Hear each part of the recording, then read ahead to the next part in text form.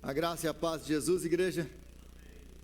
É um privilégio nós estarmos aqui hoje, mais uma vez, para podermos continuar nosso estudo da Palavra de Deus. Eu convido você a abrir a Bíblia comigo na carta do apóstolo Paulo aos Efésios. Carta de Paulo aos Efésios, no capítulo 5, nós continuamos de onde paramos na última semana, a partir do versículo 15.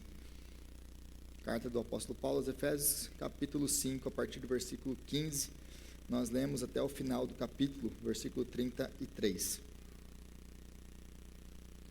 Efésios 5, 15 a 33.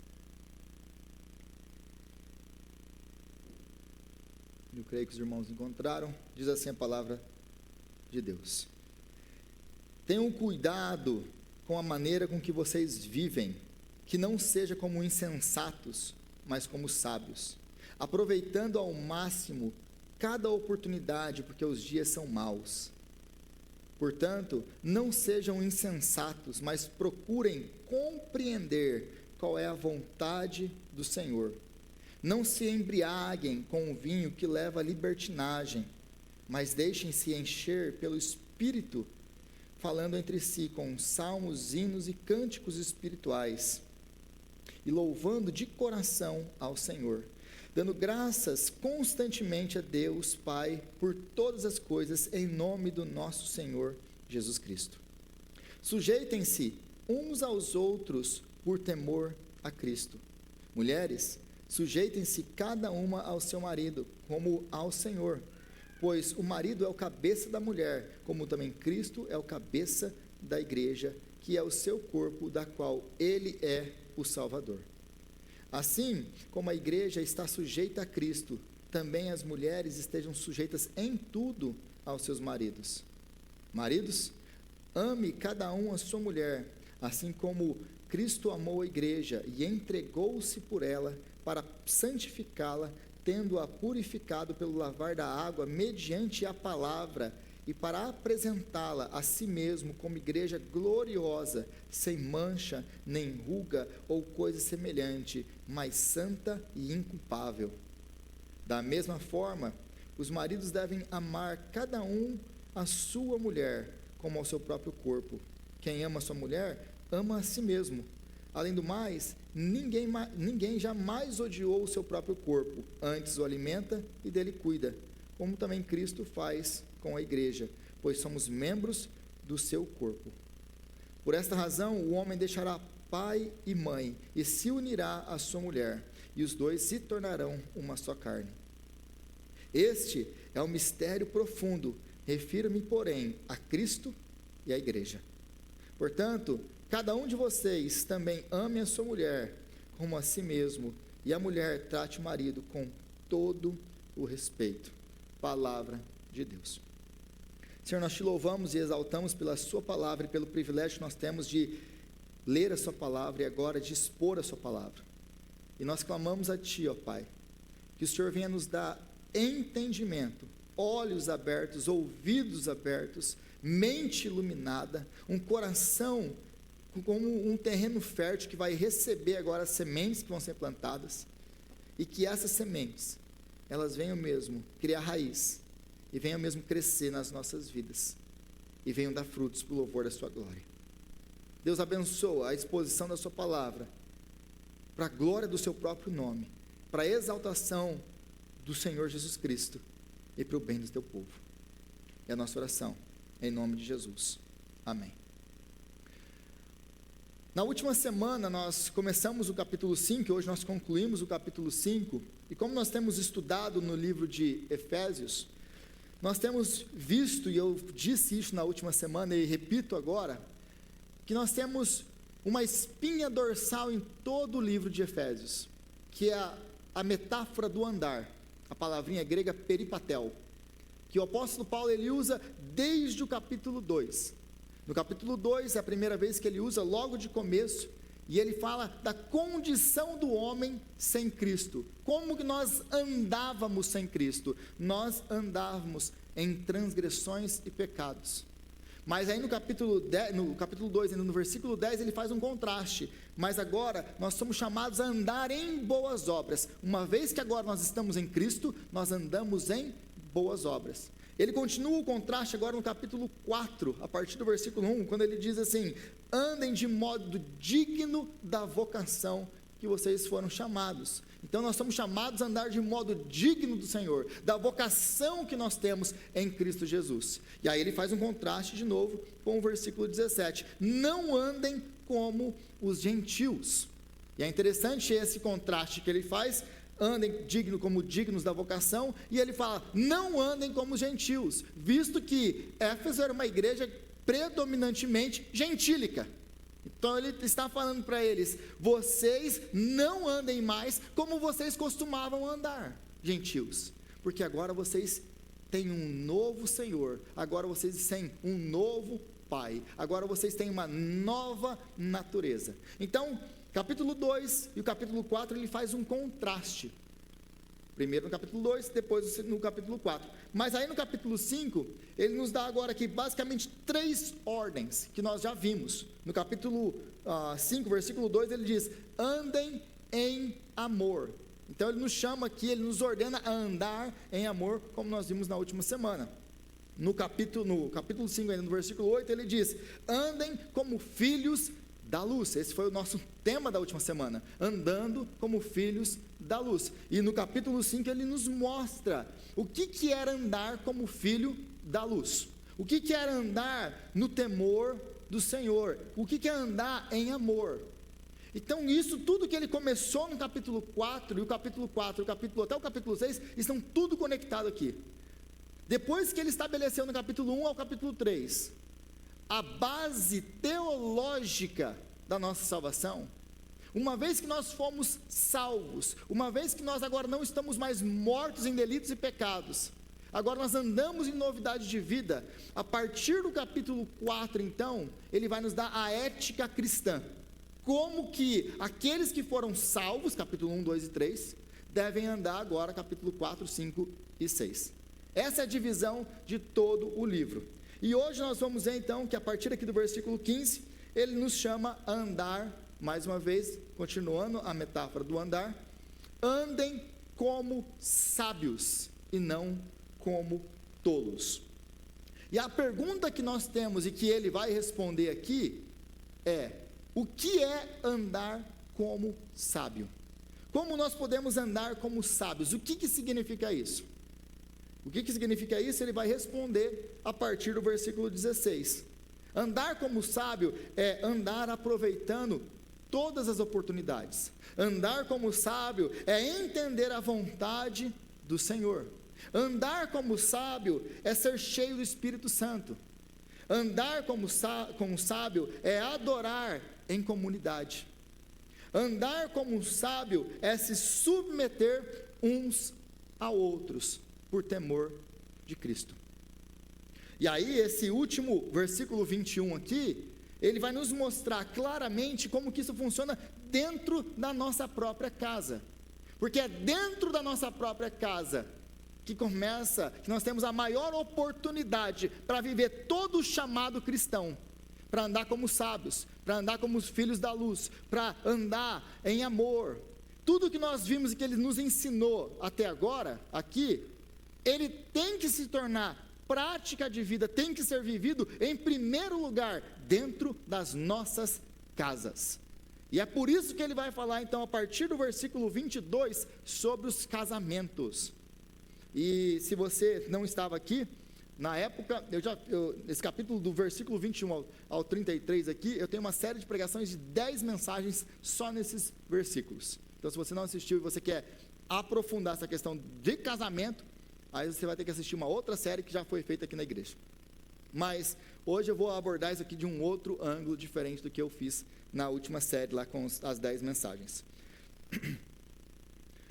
Aí a primeira coisa então que você vê aqui ele nos instruindo: tenham cuidado então com a maneira com que vocês vivem, que não seja como insensatos, mas como sábios. Aí ele fala, então tá bom, o que é viver como sábio? A primeira coisa versículo 16, versículo 17, aproveitando ao máximo cada oportunidade, porque os dias são maus. Portanto, não sejam insensatos, mas procurem compreender qual é a vontade do Senhor. Então, em outras palavras aqui, o apóstolo Paulo está nos chamando a não desperdiçar as nossas vidas. E é interessante que essa palavrinha no original mesmo, no grego, ela está sempre associada, ela era usada para transações comerciais, de compra. Você está comprando alguma coisa. E aqui ele está falando para nós sermos sensatos, é remir o nosso tempo, é comprar, é aproveitar. Você sabe quando você acha alguma coisa que está muito barata, aí você vai lá e compra. É mais ou menos essa metáfora que ele estava usando aqui. Vocês não desperdicem a oportunidade. É um uso comercial dessa palavra. É comprar o tempo. Nós conhecemos muito bem esse negócio de comprar tempo aqui, né? Porque nós vendemos hora. Nós trabalhamos, a maioria de nós pelo menos, por hora. Então nós sabemos muito bem quanto custa uma hora nossa. Eu lembro quando eu acabei de chegar aqui no país, e eu ainda calculava qualquer coisa que eu ia comprar pelo tanto de horas que eu ia ter que trabalhar para aquilo. Então, nossa, eu vou comprar essa roupa. Não, essa roupa vai me custar, nossa, não vou não, porque essa roupa vai me custar 5 horas no meu trabalho. Não vou comprar isso não. Então, eu fazia essa matemática, sempre calculava tudo por hora de trabalho. O que o apóstolo Paulo está nos mostrando aqui é mais ou menos essa ideia. A nossa vida, nós temos oportunidades limitadas. Nós não temos todo o tempo do mundo. Nós não temos a eternidade nesse mundo, nessa dispensação, com as oportunidades que nós temos para evangelizar, para viver de maneira que agrada ao Senhor aqui, nesse momento. A nossa vida tem um final. E porque nós vivemos num mundo mau, aproveitando então ao máximo cada oportunidade, porque os dias são maus. Porque nós vivemos num mundo dominado pelo pecado, nós não temos muitas oportunidades. Então, toda a oportunidade que nós temos que aproveitar, comprar cada uma delas e escolher bem. E não desperdiçar, versículo 17, portanto, não sejam insensatos, mas procurem compreender qual seja a vontade do Senhor. É não viver e não desperdiçar. Se você tem uma quantidade de dinheiro, esse aqui é o seu dinheiro, você precisa você ganhou o seu salário, você vai sair desperdiçando o seu salário com qualquer coisa? Você vai comprar a primeira coisa que você vê? Você vai comprar tudo o que você deseja? Não, porque você tem uma quantidade de dinheiro limitada. Se você gastar esse dinheiro com coisas que você não deveria, você não vai conseguir gastar com aquilo que você deveria gastar. Com o sustento da sua casa, pagar suas contas. Então, essa é a metáfora aqui. Se você gasta a sua vida com coisas triviais, se você gasta a sua vida com coisas desnecessárias, se você gasta a sua vida vivendo para as coisas desse mundo, você está desperdiçando a sua vida. É isso que o apóstolo Paulo está dizendo aqui em outras palavras. Você está gastando os recursos limitados que você tem para viver uma vida dissoluta, para viver uma vida que não agrada a Deus, que é contrário a tudo aquilo que ele falou antes. Viver como filhos da luz, viver em amor, viver dignos da vocação que nós somos chamados. Viver uma vida dissoluta, viver para as coisas desse mundo, é desperdiçar a nossa vida. É disso que ele está falando aqui. Então, o chamado do sábio aqui é calcular cada movimento, cada dia, e não desperdiçar nenhum deles, porque os dias são maus. Então, o que nós podemos aprender com esse versículo logo de cara aqui, com esses versículos iniciais aqui? Que nós somos assim, procrastinadores. O que é ser um procrastinador? Talvez você nem conheça essa palavra. Procrastinador é aquela pessoa que deixa tudo para a última hora, como todo bom brasileiro faz, né? É interessante que a gente tem coisas para fazer, mas a gente só faz as coisas que nós deveríamos fazer, que nós sabemos que nós deveríamos fazer, na última hora. É na hora que a gente está atrasado, é na hora que já não dá mais tempo. Você tem todo o tempo do mundo para fazer, mas nós escolhemos deliberadamente fazer na hora que já não tem mais tempo. Nós sempre, não, ainda tenho tempo, e vai jogando, vai postergando isso para o máximo que a gente puder. Nós vivemos assim. Em vez de aproveitar o nosso tempo, desperdiçando o nosso tempo e pensando que no final eu faço o que eu tenho que fazer. Nós passamos a vida inteira falando, 1 hora eu oro mais, 1 hora eu leio mais a Bíblia, 1 hora eu vou servir na igreja. Mas essa hora nunca chega e a vida vai sendo desperdiçada com coisas triviais, inúteis. E nós daremos conta de cada uma dessas coisas diante do Senhor. Esse é o chamado aqui do apóstolo Paulo para nós então. Nós somos aquele tipo de gente que gasta horas em rolagens infinitas de social media, mas somos incapazes de gastar 10 minutos em oração. Gastamos horas, meus irmãos, calcula aquele tempo que você fica na cama rolando aquela barrinha lá. Calcula aquele tempo e vê o quanto de Bíblia você poderia ter estudado naquele momento que você ficou rolando aquela barrinha lá. E Satanás foi te prendendo naquilo ali, até você não aguentar mais. Depois de 2 horas, agora eu vou dormir. Você tinha 2 horas para inundar a sua cabeça na palavra de Deus. Você tinha 2 horas que você podia ter investido em oração, em relacionamento com o Senhor. E você preferiu gastar com coisas triviais. O apóstolo Paulo está condenando exatamente isso aqui. Nós devemos calcular o nosso tempo, porque os dias são maus. E aí ele busca, então, ele fala assim, busquem entender qual seja a vontade de Deus. Isso aqui, durante os anos de ministério, a gente vai ver, né, especialmente os jovens, essa questão de, qual que é a vontade de Deus para a minha vida? Às vezes nós ficamos tão bitolados nesse negócio de querer saber a vontade específica de Deus para a minha vida, e aí eu fico querendo revelação, ou profetada, e aí eu corro de um lado para o outro atrás de profetada. Você está risado, né, Sherlon? Eu corro de um lado para o outro atrás de profetada, e em vez de correr para a palavra de Deus, meus irmãos, deixa eu falar uma coisa, sabe qual que é o problema? O nosso problema não é não entender a palavra de Deus, não é não entender a vontade de Deus. A vontade de Deus para nossas vidas está claramente escrita nesse livro. O nosso problema não é não saber a vontade de Deus para nós. O nosso problema é um problema de obediência, porque aquilo que está revelado claramente aqui, nós não queremos obedecer. Sabe por que a gente fica querendo buscar profetada e uma palavra específica para mim?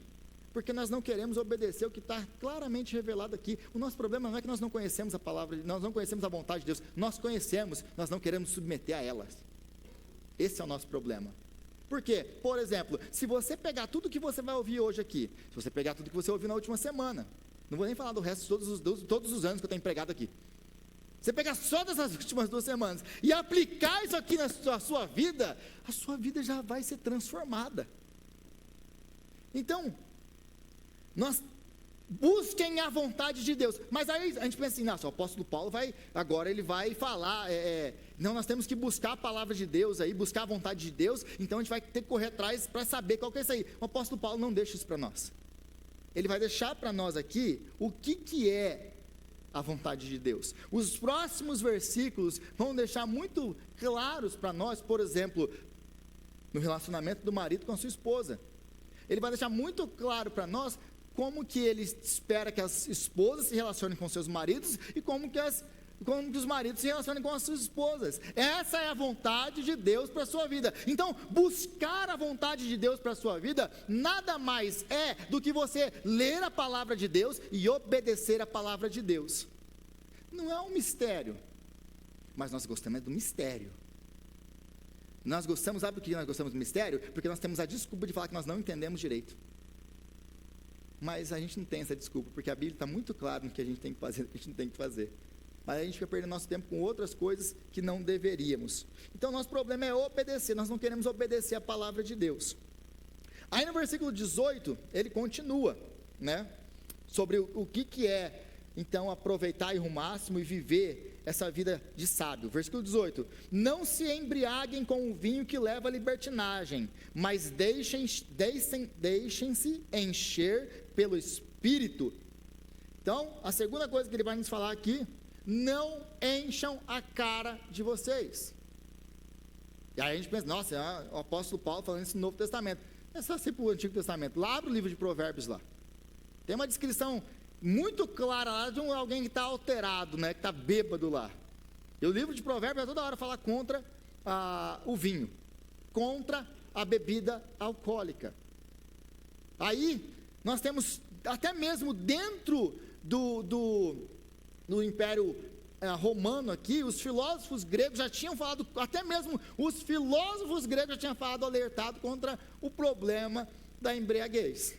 O apóstolo Paulo está vindo aqui então e nos alertando de novo. E isso aqui é muito importante você entender o contexto histórico dessa passagem, porque Éfeso, ele tinha um culto a Dionísio ou Baco que era muito forte. E o culto, eu já expliquei isso antes, que o culto a Dionísio, ele que é o deus do vinho, da embriaguez, da orgia, o deus da festa. Então, as pessoas iam adorar Dionísio dentro do templo de Dionísio, regado a muito vinho e muita imoralidade. Então, aquelas festas viravam verdadeiras orgias sexuais. E as pessoas que adoravam eles, o vinho para eles era o sacramento deles. Quanto mais vinho você bebesse, quanto mais alterado você ficasse, você conseguia entrar em transe e se conectar com a divindade. Essa era a maneira de adoração para eles. Quanto mais bêbado, melhor para você entrar em conexão com o divino, com o Deus Baco ou Dionísio deles. Então nós temos uma igreja cheia de gente que viveu isso aqui na prática. E quando o apóstolo Paulo fala, olha, não se embriague com vinho, para eles isso aqui não é teoria. Ele está falando para uma igreja, para um povo que acabou de sair disso daqui, e está pensando que adorar o Senhor é estar cheio de vinho também. Não, se era assim lá no culto com Dionísio, aqui deve ser assim também. Então, bora, aí ó, tá, aqui nós temos até a Santa Ceia. Essa Santa Ceia deve ser um negócio bem legal, né? Porque a gente vai comer aqui o corpo de Cristo e beber aqui o sangue de Cristo. Lá era um pouquinho diferente, mas era com vinho também. Então, bora manguaçar aqui o negócio. Aí a gente vai para Corinto, né? A carta aos Coríntios. Aí o apóstolo Paulo fala, enquanto uns não tem nada, passa fome, outros estão bêbados. Da onde que vocês acham que eles aprenderam isso? Dos cultos pagãos, que eles importaram para dentro da igreja. É isso que está acontecendo aqui. Então o que o apóstolo Paulo está falando aqui, ele não está falando, e como nós entendemos hoje, eu chego aqui para vocês, gente, para de encher a cara. Tem uma conotação aqui, espiritual, de adoração aos demônios. É isso que ele está falando. E, o que acontece para eles aqui, é que eles se associavam com isso, eles se intoxicavam com todo esse vinho, eles tinham esse êxtase, essa conexão com o divino, que eles queriam importar para dentro do cristianismo. O apóstolo Paulo fala, porque nós não nos enchemos de vinho para experimentar essa conexão com o divino, nós experimentamos de uma outra maneira, e se chama Espírito Santo. É Ele quem faz isso. É através do Espírito Santo que nós então experimentamos o Senhor. E qual que é as consequências e agora práticas que o apóstolo Paulo ele deixa tanto para aquele povo quanto para nós hoje com relação ao álcool e ao consumo excessivo de bebida alcoólica? O que acontece quando nós estamos embriagados? A embriaguez, o álcool, ele vai abrir várias portas na nossa vida, de comportamentos que vão destruir, que vão ser completamente contra a tudo aquilo que ele acabou de nos chamar para ser. Andar em amor, dignos da vocação, tudo que ele falou antes. O álcool vai destruir tudo isso. Aí a pessoa intoxicada, alcoolizada, primeira coisa, ela perde discernimento moral. A pessoa já percebeu que pessoas que estão bêbadas, elas perdem completamente o pudor e a moralidade? Elas ficam engraçadinhas? A outra coisa, elas perdem o autocontrole. Você pode dirigir depois que você bebeu? Você perdeu seu autocontrole. Você perde a capacidade de resistir às tentações. Aliás, tem gente que bebe para isso mesmo, para ficar corajoso. Então você perde completamente o seu autocontrole, a sua moralidade, capacidade de raciocínio e de resistir ao pecado. Você já não, aliás, o que é pecado agora para você que você já está bêbado? Já perdeu completamente essas barreiras. Aí a pergunta que fica para nós é: quantos adultérios já não começaram com algumas taças de vinho? Quantos casamentos já não foram destruídos por causa de algumas taças de vinho? Quantas palavras destrutivas nós já não falamos, influenciados pelo álcool? Quantas decisões desastrosas já não foram tomadas por influência do álcool? Então, tudo isso daqui, a embriaguez, ela só é o primeiro passo de uma ladeira que vai terminar em libertinagem e na quebra de tudo aquilo que o apóstolo Paulo nos chamou para ser santos. É disso que ele está falando aqui. É isso que ele está alertando a igreja em Corinto, em Éfeso e hoje. Esse é o primeiro passo. Aí é daqui que você vai ladeira abaixo no pecado. Então, no final, vai levar uma vida desperdiçada, que é o que ele está indo contra aqui. Não desperdicem a vida de vocês. Sejam sábios. Olha, calculem o tempo. Não desperdicem. Aí o álcool vai fazer exatamente isso. Vai nos fazer desperdiçar a vida. E no final, ainda vai destruir com muitas coisas, famílias, empregos, vida, e nos destruir com o nosso testemunho e com o nome do Senhor que nós dizemos servir. É isso então que ele está nos chamando aqui a tomar cuidado. Então, nós precisamos entender que existe mesmo em nós, e isso é genuíno, uma vontade ou um desejo pelo transcendente, uma vontade, um desejo por essa relação com Deus, que foi cortada no Éden.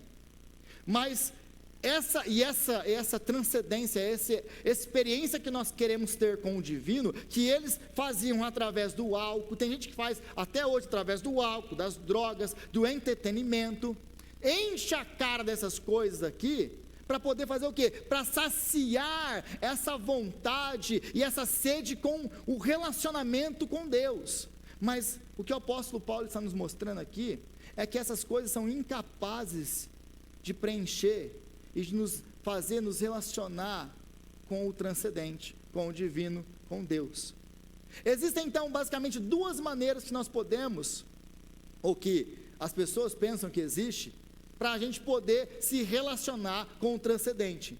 A primeira delas é através das drogas, do álcool, do entretenimento, de distrair a sua cabeça com várias coisas, né?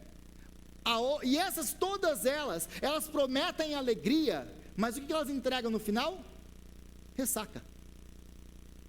Mas existe uma verdadeira maneira de nós nos relacionarmos com o Senhor, e essa é a única verdadeira, que é através do Espírito Santo.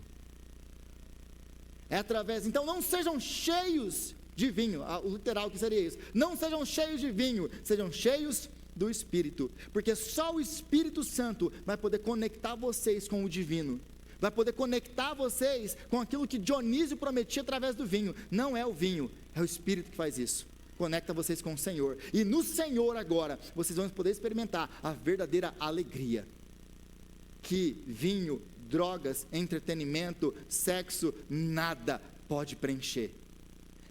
Então, tudo isso que essas coisas oferecem são fakes, são imitações, são caricaturas defeituosas de ser cheio do Espírito Santo.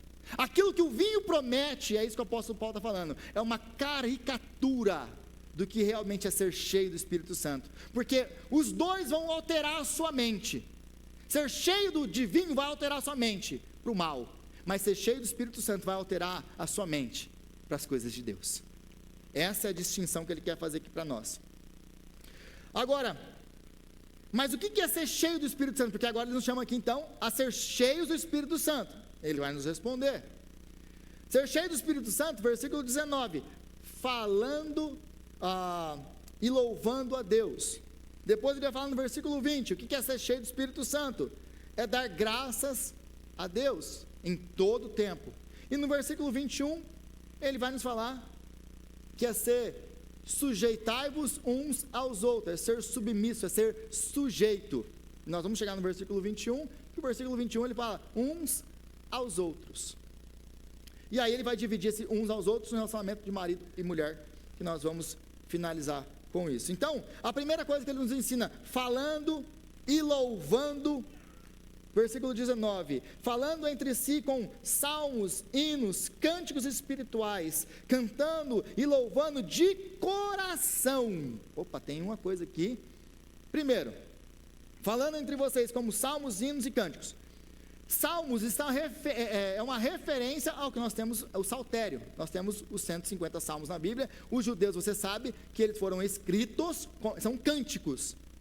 Para nós em português não faz muito sentido, muitas vezes, por causa, perde, né, o jogo de palavras, perde toda a poesia para nós quando nós passamos para o português. Mas no original, em hebraico, são cantados, são canções. Então, cantar salmos para eles era literalmente cantar os salmos que nós temos na Bíblia. Então, cantem os salmos. Mas ele não para aí. Porque eu vejo algumas igrejas argumentando que nós só podemos cantar salmos dentro da igreja. Bom, isso é um problema se você vai interpretar esse versículo aqui agora, do versículo 19. Porque quando ele fala aqui, cantando entre vocês com salmos, hinos e cânticos, não são salmos. Lembra que o apóstolo Paulo está falando para uma igreja que é composta, na sua grande maioria, de gentios. Então ele está falando aqui, quando ele fala salmos, hinos e cânticos espirituais, ele está atingindo toda a comunidade, tanto de judeus quanto de gentios. Porque os judeus entendiam muito bem esse negócio de cantar salmos, o saltério é deles. Mas os gregos, eles para os seus deuses, eles compunham hinos. Então, quando o apóstolo Paulo está falando assim, olha, nós temos inscrições da cidade de Éfeso, por exemplo, inscrições que mostravam, que atestavam que existiam guildas. Lembra que eu falei das guildas antes, explicando sobre essas associações que eles tinham, você era sempre separado naquilo que você fazia. Temos lá a guilda dos eletricistas, dos encanadores, dos carpinteiros. As pessoas eram separadas por aquilo que elas faziam. Então cada guilda tem o seu Deus. Existiam guildas, né, associações de músicos, que eles faziam hinos para os seus deuses, músicas para os seus deuses. Então quando o apóstolo Paulo fala aqui, olha, vocês cantem salmos, cantem hinos, cantem canções espirituais, ele está englobando tudo isso. Ele está falando que nós devemos cantar a palavra de Deus, o saltério, os salmos, mas também existem compositores cristãos, homens que compunham hinos para a glória de Deus, e está tudo ok cantar essas músicas, faz parte da liturgia da igreja, não é pecado, pode cantar na igreja, está escrito aqui. Ele engloba tudo isso. Então nós podemos cantar, por exemplo, quando nós cantamos salmos, nós sabemos que é uma música que está no saltério, então a música, nós estamos cantando um salmo, literalmente. Agora, a maioria das vezes nós cantamos hinos de louvor ao Senhor, que são músicas que foram através da palavra de Deus, são trechos que foi de uma maneira poética feito, e nós fizemos então uma música, ou autores, eu não faço música, os autores fizeram músicas. Então isso entra na categoria de hinos, e é isso que ele está nos falando aqui, que está ok. Então por quê? Porque a música foi dada por Deus, não foi Satanás que inventou a música. Todos os ritmos, Deus inventou a música, não foi Satanás. A música foi criada, aliás, para a glória do nome dele. A música foi criada para entendermos mais e mais sobre teologia. Vou dar um exemplo para você do poder da música.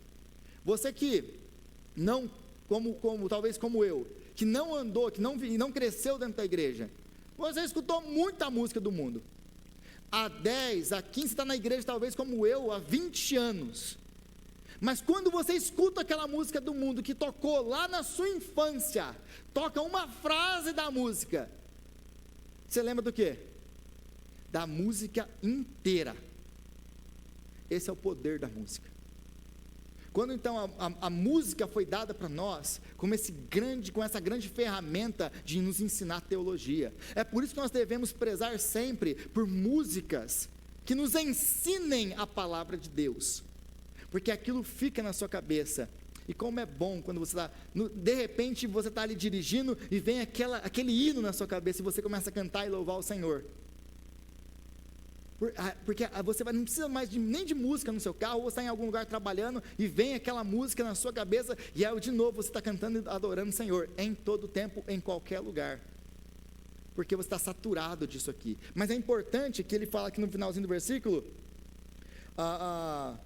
dizendo, louvando de coração ao Senhor. Nós não adoramos a Deus de qualquer maneira. Quando o ministério de louvor está aqui, tocando, Deus, ele está preocupado com o coração, ele não está preocupado com a performance. Nossa, acertamos todas as transições, todas as músicas, nossa, hoje as vozes estavam afinadas e foi tudo perfeitozinho. Deus não está preocupado com isso, porque o nosso melhor para Deus não é nada, é imperfeito. Deus, ele quer olhar para o nosso coração. Isso significa então que nós não vamos fazer o nosso melhor? De maneira nenhuma, porque se você vai fazer de todo o seu coração, você vai fazer todo o seu melhor. Deus, ele não aceita coisas pela metade. Quando você vai para o Antigo Testamento e você vê que os carneiros, os sacrifícios tinham que ser levados para Deus, sem nenhum defeito, Deus não aceita defeitos na sua adoração. Eles tinham que apresentar animais sem defeito. Até hoje é assim. Nós temos que apresentar diante do Senhor o nosso sacrifício de louvor perfeito. Deus, ele olha o nosso coração. Como que seria se Deus estivesse olhando o coração de vocês hoje, no momento de adoração? Você adorou o Senhor com todo o seu coração? Ou, como costuma acontecer conosco, no momento da adoração a gente está viajando, a nossa cabeça nem está aqui, os pés estão aqui, mas nosso coração e a nossa mente está em outro lugar. Meus irmãos, vocês acham que Deus aceita uma adoração dessa? Eu não aceitaria uma adoração dessa. Imagina Deus. Deus, nosso chamado para adorar a Deus é de todo o nosso coração. Deus não aceita coisas feitas pela meia boca, e não aceita alguma coisa, eu vou lá porque eu tenho que ir lá, eu vou adorar, porque, não, Deus nos chama para buscarmos, louvarmos de todo o nosso coração. Versículo 20, ele continua, ele diz, dando graças constantemente a Deus Pai por todas as coisas, dando graças a Deus Pai por algumas coisas, pelas coisas melhores, pelas coisas boas, pelas bênçãos, que nós consideramos bênçãos. É isso que o texto está falando aqui? Dando graças a Deus Pai por todas as coisas. Não faz diferença. Mas como assim, por todas as coisas? Como que eu vou adorar toda hora por todas as coisas? Como que eu vou dar graças por todas as coisas? Eu seria um hipócrita se eu estivesse adorando e dando graças a Deus quando acontece uma tragédia comigo. Isso é hipocrisia. Não, isso não é hipocrisia, isso chama confiança, de entender que o amor de Deus não é medido na sua vida pelas bênçãos que você recebe, porque a nossa tendência só é de adorar a Deus e louvar a Deus quando está tudo indo bem. Quando as coisas estão ruins, quando a coisa não está andando do jeito que a gente acha que deveria andar, o que é a primeira coisa que a gente começa a fazer? Reclamar. O apóstolo Paulo fala, não. Sabe por quê? Porque quando nós damos graças a Deus em toda e qualquer circunstância, nós demonstramos que a nossa vida, que a nossa adoração, ela não depende de circunstâncias boas para adorarmos a Deus. Ela significa que nós não nos relacionamos com Deus com um relacionamento de troca, com um relacionamento comercial. Eu não adoro a Deus porque Ele me dá boas coisas. Eu adoro a Deus por quem Ele é. Eu adoro a Deus porque Ele já me abençoou com todas as sortes de bênçãos nas regiões celestiais, como o livro começa dizendo, em Cristo Jesus. Nós já somos mais do que vencedores. Nós já fomos abençoados em Cristo Jesus. Então não importa o que aconteça aqui e agora, porque nada, absolutamente nada, pode nos separar do amor de Deus, que é nosso por meio de Jesus Cristo, o nosso Senhor. Pois eu estou certo que todas as coisas cooperam para o bem daqueles que amam a Deus, inclusive aquelas que nós chamamos de desgraça, inclusive aquelas que nós não gostamos. Todas, quando o apóstolo Paulo fala em Romanos capítulo 8, todas as coisas cooperam para o bem daqueles que amam a Deus, ele está incluindo todas, até aquelas que você considera maldição. Deus, Ele pode reverter para o seu bem, porque Deus fez isso na cruz. Ele transformou a maior tragédia da humanidade na maior bênção da humanidade, em Cristo. Então nós não adoramos a Deus quando está tudo bem.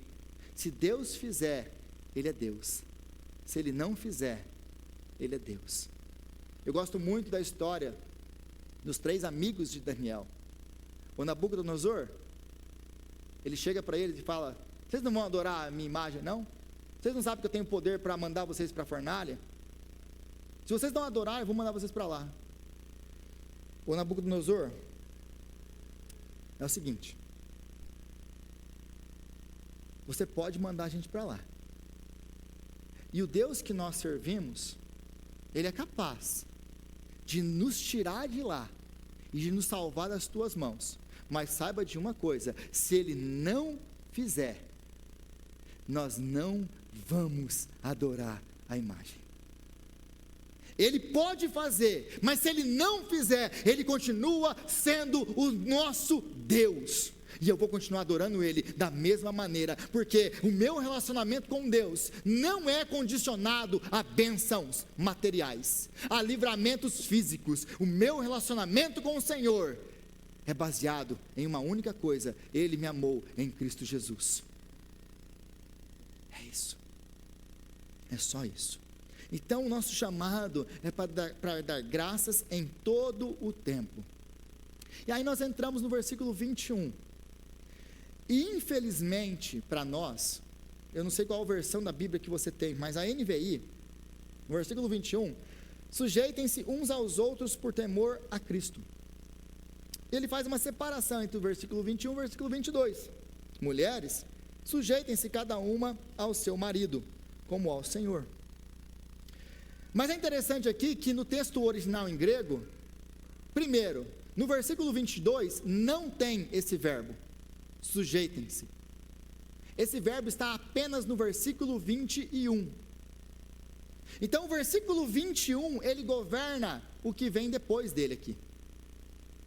Então, o versículo 21, em outras palavras, simplificando isso aqui, ele vale não apenas para as mulheres, mas também para os homens. O texto está nos dizendo, porque ele é o último de tudo isso aqui, dessa lista aqui, depois que ele veio aí, a partir do versículo 18, não se embriaguem, versículo 19, falando aí, né, com salmos, hinos e cânticos, 20, dando graças, agora o 21, o que é ser cheio do Espírito Santo? É estar sujeito uns aos outros, mulheres e homens. Essa distinção, essa separação entre o versículo 21 e o versículo 22 não existe. É uma infelicidade que nós temos aqui. Mas eu entendo a motivação deles, porque agora ele vai transicionar e ele vai falar dos deveres conjugais. Eu entendo o comitê de tradução por ter feito isso, mas muitas vezes essa divisão de capítulos e versículos da Bíblia, ela obscurece o nosso entendimento da palavra de Deus.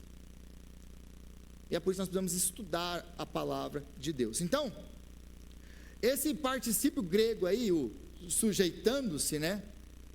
É interessante que ele conecta, não apenas, ele vale para os próximos versículos que vem pela frente, tanto mulher para homens, mas ele conecta, ele é uma ponte que faz que conecta entre aquilo que já foi falado até o versículo 19 aqui, até o 20, com o que vem do 22 em diante. Ser cheio do Espírito Santo é viver um relacionamento, um casamento dessa maneira. É isso que ele está falando aqui. E aí ele vai descrever para nós o que é viver esse relacionamento cheio do Espírito Santo dentro do casamento. Aliás, esses códigos das casas, né, éticos para as casas, nós temos aí o código de ética dentro do casamento, como que você vive. Primeiro o casamento, porque o primeiro é o casamento. É o relacionamento mais importante da nossa vida, é o casamento. Depois ele vai falar dos pais, nosso relacionamento com os nossos filhos, e depois ele vai falar do nosso trabalho, isso nós vamos ver daqui a algumas semanas. Então, primeiro, a questão dos deveres conjugais, relacionamento marido e mulher. Como que funciona na prática aqui? O marido e a mulher, como que funciona na prática um casamento onde um é sujeito ao outro? Começando aí com o marido. O marido, então, que lidera, que é cheio do Espírito Santo e que se sujeita, como é ensinado aqui e requerido aqui, o marido é aquele marido que lidera no temor de Cristo, no temor do Senhor, e não como um tirano que exige obediência cega de ninguém, que oprime. Não é um tirano, ele não é um César, ele não é um imperador, ele não é um ditador. Ele faz isso em amor. Ele é um servo que está disposto a entregar a sua vida pela sua esposa. A segunda coisa, ele é o pai que disciplina os seus filhos. De novo, não é um tirano, um déspota, que vai arrebentar com os filhos dele. Não, ele vai educar nos caminhos do Senhor. Ele vai educar de maneira amorosa, como um pastor educa e cuida das suas ovelhas. Ele vai ser também um empregador, que nós vamos ver ainda, um empregador que não apenas gerencia pessoas a todo custo para ter o máximo de lucro que ele pode ter. Ele vai gerenciar pessoas, mas ele vai pastorear pessoas, mesmo ele sendo um empregador delas, porque ele entende uma coisa: existe um Deus no céu, que é o meu Senhor. Então ele não vai oprimir ninguém. Ele vai ser uma pessoa, então, que dentro do casamento dele, ele cuida e ele serve, ele lidera pelo serviço. Ele vai lidar com os filhos dele em amor. Ele vai lidar com os empregados dele, sabendo que ele tem um Senhor nos céus também. Então, a vida inteira dele vai ser transformada, sujeitando uns aos outros em amor. Mas ele começa a partir do versículo 22 falando das mulheres. Mulheres, sujeitem-se cada uma ao seu marido como ao Senhor, pois o marido é o cabeça da mulher, como também Cristo é o cabeça da igreja, que é o seu corpo, da qual ele é o Salvador.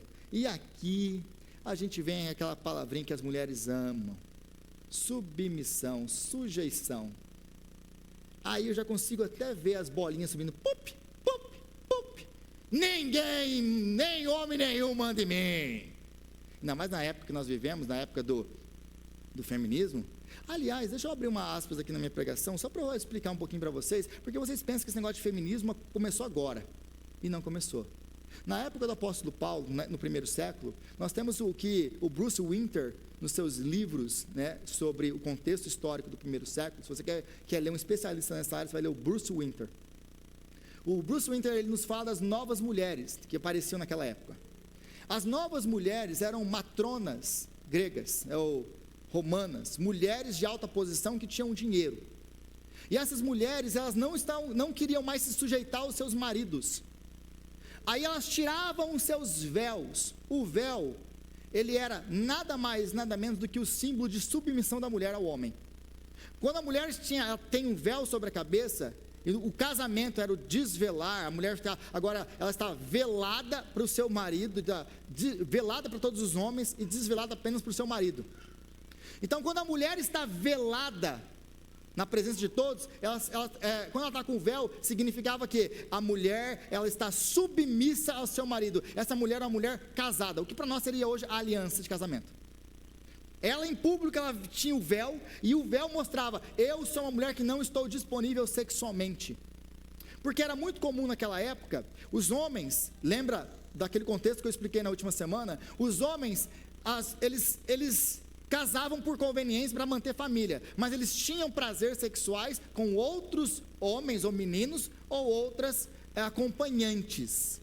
Algumas dessas acompanhantes, elas eram prostitutas de luxo, se eu posso colocar dessa maneira, com todo o perdão na palavra. Elas eram mulheres que eram acompanhantes para eventos sociais de ricos. Então eles levavam essas mulheres para lá, mas porque a mulher não tinha um véu sobre a cabeça, eles sabiam que aquela mulher era apenas uma acompanhante sexual para aquela noite. Todos os amigos, os senadores e outras pessoas sabiam, ela não é esposa dele, porque ela não tem um véu. Então, quando você vê em 1 Coríntios, o apóstolo Paulo falando sobre véu, que a mulher não podia tirar, ela não podia falar, orar sem o véu na cabeça, era disso que ele estava falando. Não é que as mulheres têm que usar véu na igreja. A mulher, quando ela não usava o véu, ela estava tirando o véu, as mulheres casadas estavam tirando o véu, porque elas queriam os mesmos direitos dos homens, de ter relações ilícitas. Então elas tiravam o véu, falando, eu estou disponível sexualmente. Aí elas tinham e mantinham relações com esses jovens, fora do casamento, para poder falar, aquilo que os homens fazem, nós também queremos fazer. Então elas tiravam o véu por causa disso, e nesse tirar o véu, elas se identificavam com prostitutas. E é disso que o apóstolo Paulo está falando aqui. Mulheres, sejam sujeitas ao marido de vocês, porque elas não queriam se sujeitar aos maridos. Era uma época em que as mulheres estavam buscando mais educação, que elas queriam cargos públicos, eram mulheres que queriam independência dos homens. É o protótipo do feminismo que nós temos hoje. Se vocês pensam que o feminismo começou esses dias atrás, não começou. Nós já temos protótipo disso na Bíblia. É disso que o apóstolo Paulo está falando. E outra coisa, quando fala de os homens que não podiam cobrir a cabeça, eu lembro de ouvir isso na igreja, há muitos anos atrás, não pode ir de boné na igreja, não pode entrar de chapéu na igreja, por quê? Porque o homem não pode cobrir a cabeça. Sabe por que os homens cobriam a cabeça? Porque o véu era só para os sacerdotes. Os sacerdotes eram as pessoas que bancavam o culto, então eram as pessoas ricas, que tinham dinheiro para bancar aquilo lá. E aí bancar aquilo lá era muito caro. Quando o cara cobria a sua cabeça, mostrava que ele estava bancando aquilo tudo, que ele tinha dinheiro, mostrava status social, e mostrava também que ele era o sacerdote, que ele tinha uma posição diferente dos outros.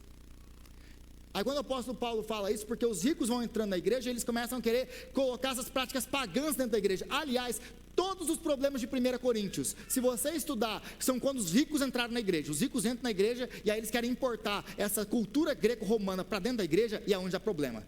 Talvez uma hora eu vou expor 1 Coríntios para vocês poderem ver essa relação. Mas as esposas, então, elas não estavam querendo se submeter, e é por isso que o apóstolo Paulo está falando aqui, sujeitem-se aos seus maridos como ao Senhor.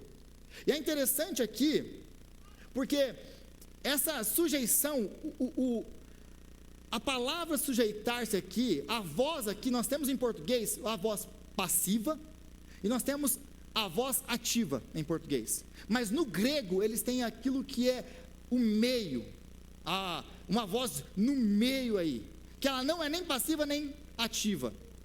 E essa é a tradução que para mim foi brilhante da NVI, sujeitando-se, porque ela não é ativa nem passiva, não é passiva no sentido de ser subjugada, eu vou ser subjugada, eu vou me entregar para que outra pessoa monte em cima de mim, não é essa a linguagem aqui.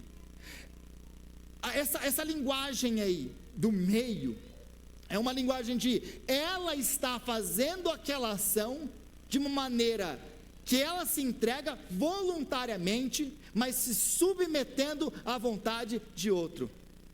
É disso que esse texto aqui, então, está nos falando. Essa é um inflexível, ou seja, se fosse aqui um passivo, se ele tivesse escrevendo aqui passivamente, seria, sejam subjugadas pelo seu marido. É isso que ele estaria escrevendo, se fosse passivo. Se fosse, ativo, ele vai dominar sobre você. Então, seria ele tentando escrever para os maridos, maridos, dominem as suas esposas, subjuguem as suas esposas, mas ele não escreve em nenhuma delas. se submetam. É a mulher que voluntariamente tem que se submeter ao marido, não é o marido que tem que sujeitar a mulher dele. É isso que esse texto aqui está nos mostrando, que o apóstolo Paulo está nos mostrando aqui. Então, as mulheres não têm que ser subjugadas pelos seus maridos, elas voluntariamente têm que se submeter ao marido, como elas se submetem a Cristo. Essa é a proposta. Então, a submissão aqui, primeiro, ela é voluntária, é uma decisão da esposa, não é uma imposição do marido. Segundo, ela é específica, ela é ao próprio marido e não a todos os homens. Isso aqui é importante, porque dentro do contexto de Roma, as mulheres eram inferiores, ontologicamente, as mulheres como ser, eram inferiores aos homens. O apóstolo Paulo não fala isso aqui. Então, sujeitai-vos uns aos outros, ele coloca as mulheres no mesmo pé de igualdade, de dignidade que o homem, sem eliminar o quê? Sem eliminar a divisão de papéis. Os dois são dignos, porque os dois são portadores da imagem de Deus, mas os papéis são diferentes. Para o Império Romano, as mulheres eram inferiores aos homens. Se você ler os filósofos, você vai ver isso muito claramente, que as mulheres eram inferiores aos homens. A quarta coisa, então, ela não precisava ser obediente a todo homem que passasse, porque era assim no Império Romano. Não, você vai ser obediente ao seu marido, você vai se submeter ao seu marido, não é todos os homens, porque não existe distinção entre mulher e homem no sentido de dignidade, mas de papéis, são papéis diferentes. Terceira coisa, então, qualificada, como ao Senhor, elas vão fazer isso, como ao Senhor, mas elas não vão divinizar o marido delas, elas não vão idolatrar o marido delas, elas vão se submeter, porque elas se submetem ao Senhor, é por isso que elas estão fazendo o que elas estão fazendo. A quarta coisa, é contextualizada. Paulo então vai dedicar, agora ela falou aqui, as mulheres odeiam esses versículos. Quantas vezes, você lê isso aqui, as mulheres nem esperam a explicação, já começam a protestar com isso aqui. Mas elas não veem o que vem depois. Porque o apóstolo Paulo, ele gasta 3 versículos para falar do dever da mulher. Ele vai gastar 9 versículos para falar do dever do homem. O chamado do homem é muito mais rigoroso do que o da mulher. É por isso que ele... E a proporção também aqui é importante, por quê? Porque dentro do Império Romano, o homem, aquilo que o apóstolo Paulo vai fazer aqui agora, de chamar o homem para amar a sua esposa, é uma loucura, é um absurdo. As mulheres tinham que se sacrificar pelos homens, não, nunca os homens pelas mulheres. As mulheres eram inferiores, não os homens. Então, o que o apóstolo Paulo vai fazer agora aqui? A partir do versículo 24, ele vai destruir com todo o pensamento do Império Romano com relação aos homens, a superioridade dos homens. Então, a linguagem aqui de cabeça e submissão, que geralmente ninguém gosta, ela tem sido usada para justificar, justificar maus tratos, justificar abuso, justificar opressão, mas não é nada disso que o apóstolo Paulo está chamando aqui. O apóstolo Paulo aqui, ele chama para responsabilidade das mulheres, mas das responsabilidades das mulheres, tem uma responsabilidade ainda maior sobre os homens, porque ele vai nos mostrar agora a partir do versículo 25 até o 33. Então, versículo 25, maridos, ame cada um a sua mulher, assim como Cristo amou a igreja e entregou-se por ela, para santificá-la, tendo purificado-a pelo lavar da água mediante a palavra, e apresentá-la a si mesmo como igreja gloriosa, sem mancha, nem ruga ou coisa semelhante, mas santa e inculpável. Da mesma forma, os maridos devem amar cada um a sua mulher como ao seu próprio corpo. Quem ama a sua mulher, ama a si mesmo. Além do mais, ninguém jamais odiou seu próprio corpo, antes o alimenta e dele cuida, como também Cristo faz com a igreja, pois somos membros do seu corpo. Por essa razão, o homem deixará pai e mãe e se unirá à sua mulher, e os dois se tornarão uma só carne. Este é um mistério profundo, refiro-me, porém, a Cristo e à igreja. Portanto, cada um de vocês também ame a sua mulher como a si mesmo, e a mulher trate o marido com todo o respeito. É interessante aqui A palavra que o apóstolo Paulo usa no versículo 33, a mulher trate o marido com todo respeito. Ele não usa a palavra obediência. Ele usa a palavra respeito. Respeite o marido. Não é obedecer. Obedecer é falar com os filhos. A mulher não obedece ao marido como os filhos obedecem. É diferente. A relação é diferente aqui. Mas vamos para os homens. Deixa eu abrir só uma coisa sobre a submissão feminina. Para as mulheres. Minhas irmãs, se você não se submete ao seu marido, você está em pecado. Ponto. Você está em pecado. O cabeça da casa é o homem. Ele tem que liderar a casa. Significa que você não pode dar a sua opinião? De maneira nenhuma. Temos uma decisão para tomar. O marido compartilha com a sua esposa fala o que ela pensa sobre aquilo. Ele pondera, ele ora, ele busca ao Senhor, assumindo que ele é um homem de Deus. A resposta dele, ele toma a decisão, é dele. Ele é o cabeça. Agora, a mulher tem todo o direito de expressar a opinião dela, de falar o que ela acha, porque ela pode muito bem mudar completamente a opinião do marido dela, porque, olha, não tinha visto por esse ângulo. Aliás, é assim que a igreja é governada, por multiplicidade de elders, de presbíteros. Que aí um fala, outro fala, e a gente, opa, é verdade, não tinha visto por esse ângulo. A casa tem que ser ordenada assim. Mas no final, o marido tem a palavra. Ele decide. A mulher tem que se submeter. Agora, sempre o homem tem que entender que as consequências das decisões dele vai afetar a sua esposa e os seus filhos. É por isso que ele tem que tomar isso com muito cuidado e no temor do Senhor. É muito cuidado. Agora, por um outro lado, tem uns irmãos aí que precisam colocar as calças. Falando com todo amor. Porque é difícil também a mulher se submeter a uma pessoa que ela não consegue sentir firmeza. Ninguém quer ser liderado. Quem quer ser liderado? No trabalho. Vou dar um exemplo no trabalho. Por um líder ruim. Por um cara que não sabe o que está fazendo. Por um cara que não tem atitude. Por um cara que você não pode confiar. Quem quer que você quer ser liderado por alguém assim? Você quer ser liderado por alguém assim no trabalho? Quem quer ser liderado assim por alguém assim no ministério? Quem quer ser liderado por alguém assim em qualquer lugar? Ninguém. Então, se o marido não toma a atitude de homem, de cuidar, de prover, de levantar, de ir atrás, de chamar a responsabilidade para si, é muito difícil, meus irmãos, se submeter a um negócio desse. Porque a mulher pensa, não, se eu não fizer nada, esse homem não vai fazer nada. E aí a culpa é sua. E aí tem outros que aí a personalidade que precisa de uma ajuda das mulheres aí minha irmã, você ora para Deus ajudar esse homem.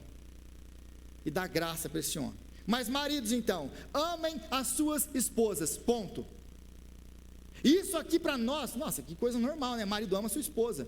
Para nós é normal, mas no contexto deles não é. No contexto deles era um absurdo falar para um marido amar a esposa dele. Eles não casavam por amor. Eles casavam só para ter filhos. Prazer eles tinham com outras mulheres ou homens. Eles não amavam as mulheres. Então o que o apóstolo Paulo está falando aqui para eles, amem a sua esposa, é um absurdo para eles. Eu não tenho que amar ela.